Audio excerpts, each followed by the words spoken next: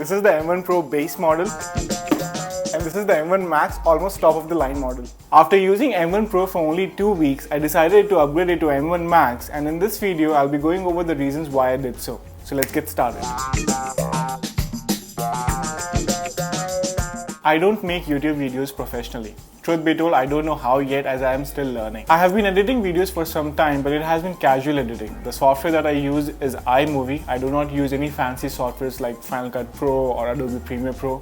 You get the idea, right? It's all basic around here. So when I was editing a 5-minute long 4K video on my M1 Pro, I noticed that the screen was getting stuck for a few milliseconds, and it happened a number of times. At the time I was screen recording using the QuickTime Player, there were many tabs open in Google Chrome, and a few of those tabs had YouTube videos in paused state. So when I saw the twitch on the screen, I thought about all the videos that I have been watching related to M1 Pro, and that how everyone had been lying about this machine that it never gets stuck. Well, it got stuck for me, even though it was only for a few milliseconds. Now don't get me wrong, this is a good machine and there is no doubt about it. And if I compare this to my MacBook Air, then it no longer even remains a fair comparison. This little guy used to cry with all fans out whenever I tried editing on it. But obviously there is a huge difference in configuration, which in turn relates to the performance. My MacBook Air is an early 2015 model with 4 GB of RAM and i5 processor, whereas this MacBook has M1 Pro chip in it and 16 GB of RAM. Yet with all that RAM and computing power, this M1 Pro got stuck. I could have easily ignored the millisecond long hiccup and continued using the base model, but I decided to upgrade it to 32 GB of RAM. And if you go to the website, you will see that there is not a whole lot of difference between the price of M1 Pro with 32 GB of RAM and M1 Max with 32 GB of RAM.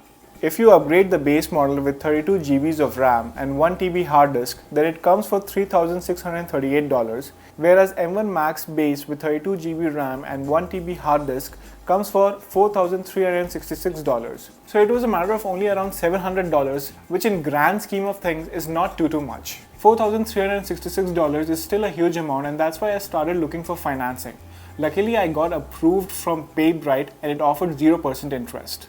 I started using my MacBook Air in 2015 and used it for 6 long years. It still runs great, by the way. Considering the careful user I am, I don't think so I'll be mishandling my MacBook Pro, and hence this too should last a good amount of time, maybe 3 to 4 years. And if I'm using a laptop for this amount of time, it kind of makes sense to go for the best one available, as I don't want it to get outdated in the next 4 years. And also based on how things are currently going, the workload is only going to increase and I'll be needing an M1 Max very soon in the future. It will no longer remain a want and it will become a need. With these thoughts in mind, I placed an order for 14-inch M1 Max with 32 GB of RAM and 1 GB of hard disk space. It took 3 weeks for it to get delivered. The package came from China and I was checking every day on the courier's website to track the package. Finally, on December 17th, it got delivered. Okay. You too, thank you.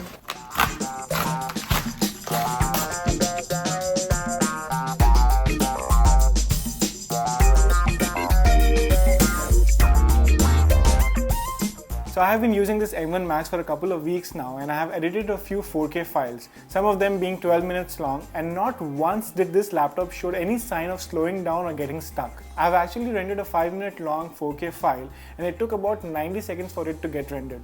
That's just amazing speed. Okay, now let's talk about the things which are not that good in this device, in my opinion. And there are only 2 things which I don't like about it. First, it's the sound which it makes when I click the trackpad.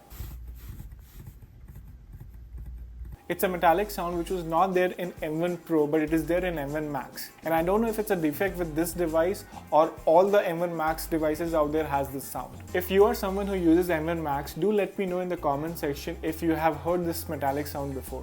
In any case, it's not too crazy and I can live with it. Second is the edge of the machine, just too sharp for me. The way I usually work is comfortably resting on bed with the Mac on my stomach in an inclined fashion. I know it's not a good posture, but it is so comfortable. So because of this posture, my left hand sort of rests on the edge of the Mac, and after every editing cycle, it kind of starts hurting. Another device that I use is a Lenovo ThinkPad, and it has blunt edges. So I'm kind of used to that. So in case you're planning to get a Mac for yourself and you expect to do heavy editing, then M1 Max is way to go for sure, provided you have the budget. If not, you can easily make do with M1 Pro base model. You might want to invest a little bit in RAM, but otherwise it's all good. Alright, that's it for the video. I'll see you in the next one.